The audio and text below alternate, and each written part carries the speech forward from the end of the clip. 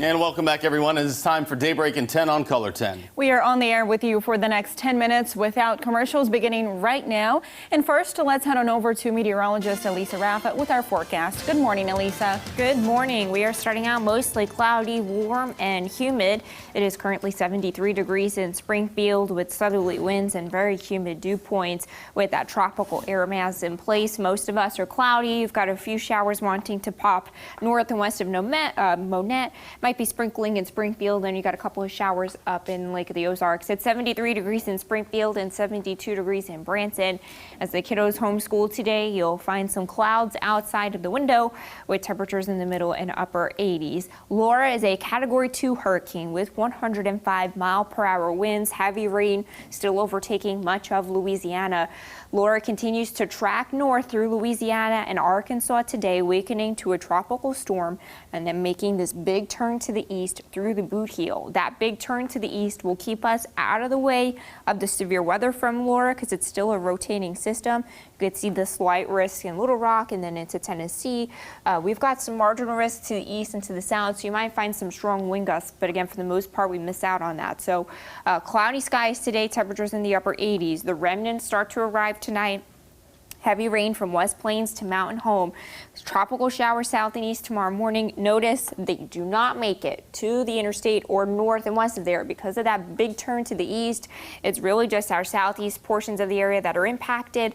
We'll have some spotty showers tomorrow afternoon, but Laura exits to the east. The rain totals again really dropping off where you've got maybe up to an inch from West Plains to Mountain Home and Harrison, and then not much as you go north and west of there. Not much in Springfield, especially not much in central Missouri. So Laura remnants arrive to the south tonight, track eastward tomorrow with the heaviest rain to the south and east. You could also find some gusty winds there as well. Expect little to nothing to the north and west of the interstate. Joe, Jen. Thanks, Elisa. New this morning, one person is dead and 2 others injured in Taney County. The Hollister Police Department says they responded late last night to a noise complaint in Helen Park.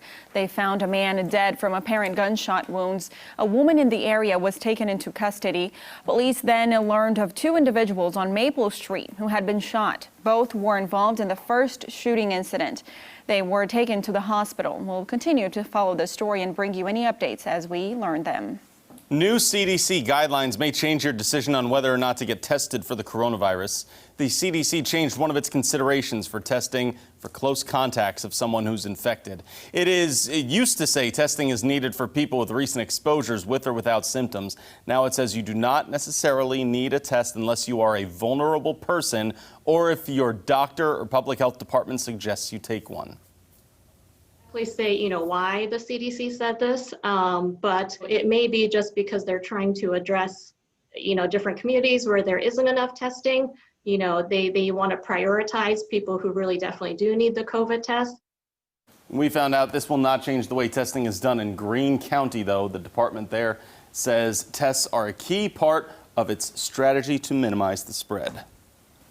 News from around the region. A Nevada man was killed late last night in a head-on crash in Vernon County.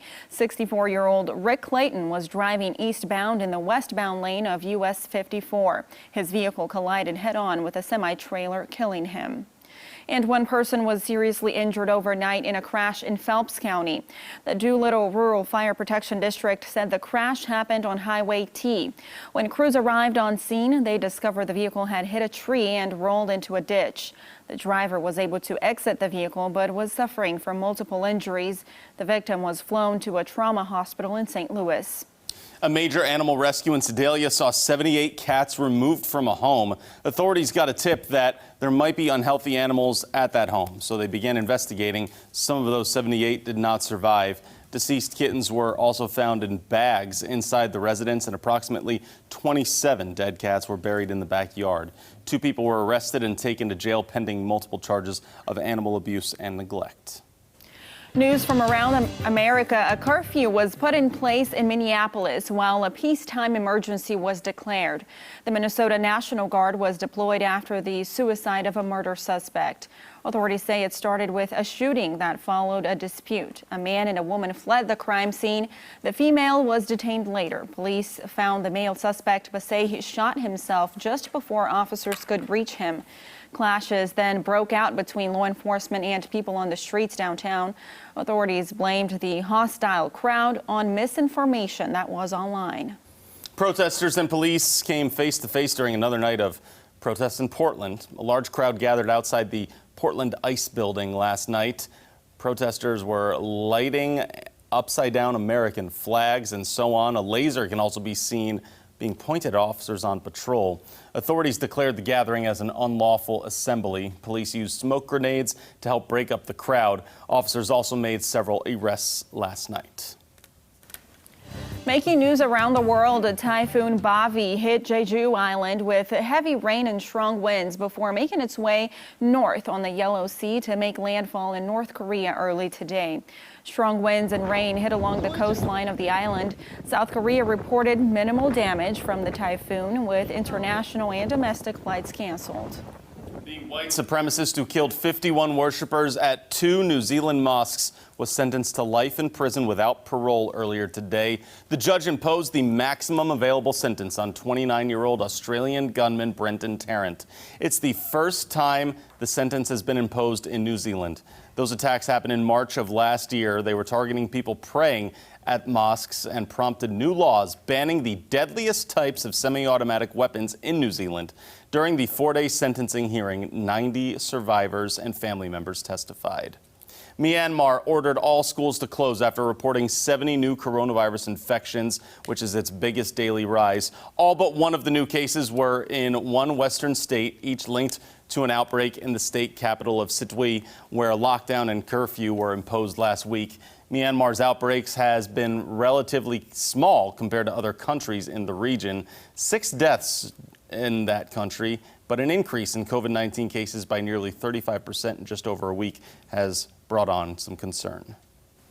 In more local news, if you're looking for a job, then you may want to head on over to Hollister later today.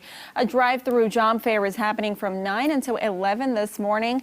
Check out the Hollister Chamber Facebook page or website for a location and all of the employers attending. And onto a traffic alert for you, too. The Glenstone Avenue ramp to eastbound 60 is closed. MoDOT crews are cleaning and sealing the surface on the U.S. Bridge at the railroad tracks west of Route 65. They are closing the on-ramp for safety reasons there. The ramp should be again open by 8 p.m. tomorrow. And now here's a look at what's coming up after daybreak. Coming up, it's one of the strongest storms ever to hit the U.S. Hurricane Laura made landfall this morning as a Category 4 hurricane with winds up to 150 miles an hour. We have team coverage across the Gulf Coast coming up on CBS This Morning. That is the big story happening last night and all day today, and I know you've been tracking that too, Elisa. Yeah, here are some specifics on that landfall. It was at 1 o'clock this morning near Cameron, Louisiana. Remember yesterday I was explaining to you guys that we do the categories by wind, right? Yeah. So Laura had 150 mile per hour winds at landfall, Category 4. Category 5 would have been 157. So literally just shy of Category 5 status. All of that to say it was an incredibly powerful storm, the strongest storm to hit Southwest Louisiana. This is it now. Category 2 hurricane with incredibly strong winds, obviously, heavy rain, 105 mile per hour winds right now in the center. Actually, the Storm Prediction Center just issued a new outlook. They're looking at a new tornado watch for the northeast part of that storm. Wow. Because you'll have some tornadoes spin off as this thing continues to rotate. So here's the track, headed up north through Louisiana into Arkansas through the rest of the day today. You see that big turn? Yeah. That big turn will keep the heaviest rain and the gustiest winds for the most part out of the Ozarks. We could have some of that rain tonight and into tomorrow, but it looks like we are being spared the worst. So it's taking a right and missing us for that major rain there. We'll have some showers again south and east. Could find some totals up to an inch or two there, but the heaviest rain, yeah, to the south and east. All right, thanks, Elisa. Thanks for joining us here on Daybreak. We'll see you again for more local news on midday.